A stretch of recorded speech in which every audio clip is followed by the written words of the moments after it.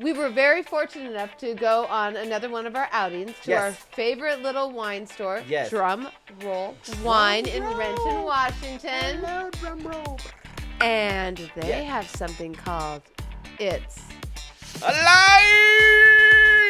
Hello, Babble Buddies community. I am here with Matt Fraser from Drum Roll Winery in Renton. This is a surprise portrait, so I have no idea what's happening. The only thing I know is it's alive. It is alive. It is alive. We call this living wine. Oh man. And it is in process. Okay. So we always taste wine when it's done. Yes. Right? But along the way it changes a lot. Once it's in the bottle, it'll change a little bit. Okay. Over a long period of time, but not that much. So this wine is changing right now. It's in the process of fermenting very slowly. Okay. You come in today and taste it, it'll taste like one thing. You come in a couple weeks from now, it'll taste like something different. A couple months from now, it'll change some more. And so that's why we call it living wine.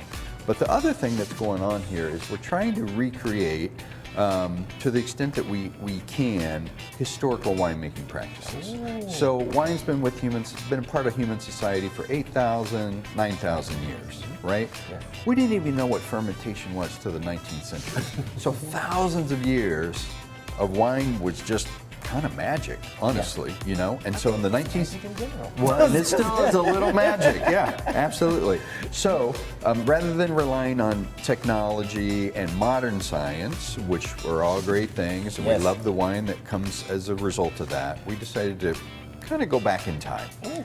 So all we do here is we harvest organic grapes, we crush and destem them right into this tank.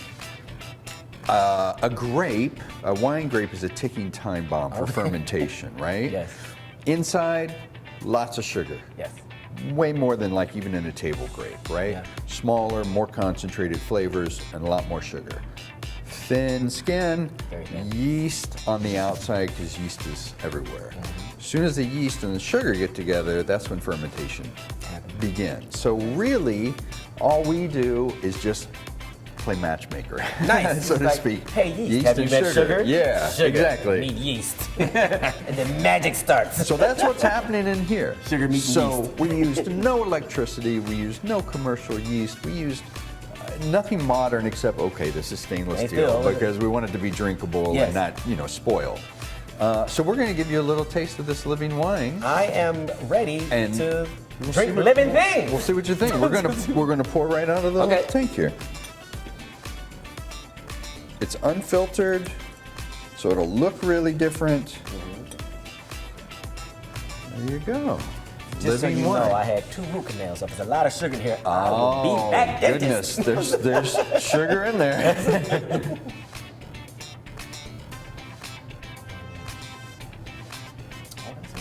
Interesting, right? That is wonderful. That is different, yeah. Yeah, got some fizz That's not to bad it. at all. Yeah, it's got a little fizz, yeah. Yeah, just a little bit. It's probably 3% alcohol at this point, so it's not really, what you would recognize as wine. Right. But no, you can it's tell this on is the the road. process. You can tell. Yeah, This is, it's on this I've never journey. had living anything before. All of my bacon's dead. The pig's gone when I'm done. This is great. So you'd have to drink a lot of this. A lot of, well, there's a whole barrel. Well, there is quite a tank here, yeah.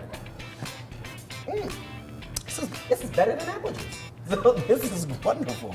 This is good. Cheers. So thank you. Yeah. And how did you come up with this? Did you sell this or did you give away for samples? Or? So it's only available here. We do sample pours and glass pours. That's it. Nice. We don't bottle it. Yeah. But by handling it that way, we don't have to include any kind of preservatives at all. It's not going to be shelf stable in a grocery store for months and months and months at a time. Come in here, you can try it, you can come back a little while later. Some people like to check in every couple, customers like to check in every couple weeks, like, all right, let's taste the living wine this week, see how it's developed. And really the idea came from just an interest in wine history. It's like, what did wine used to taste like? And this doesn't fully answer the question, but it gives us a little idea. This is a start.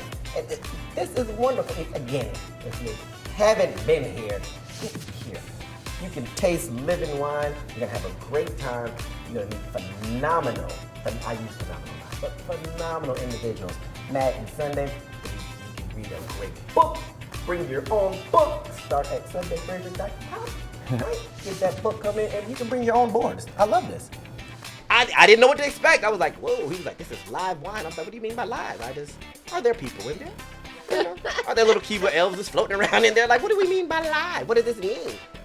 So, and it was in the process before, I guess, fermenting. And it's like in the middle of the fermenting process. And so I was scared. I didn't know what it was going to taste like. But I was scared Curious for Larry you. was like, let's do it. If I die on camera, it's live. Producer Mark, are you rolling on this Roll it. one? He was like, I will not stop it. He's convulsing and dying. There's vomit all around him. But it's working. Keep the cameras on. But it was so good. It was really had a great taste. So good. So good. It was very tasty. It was fun time.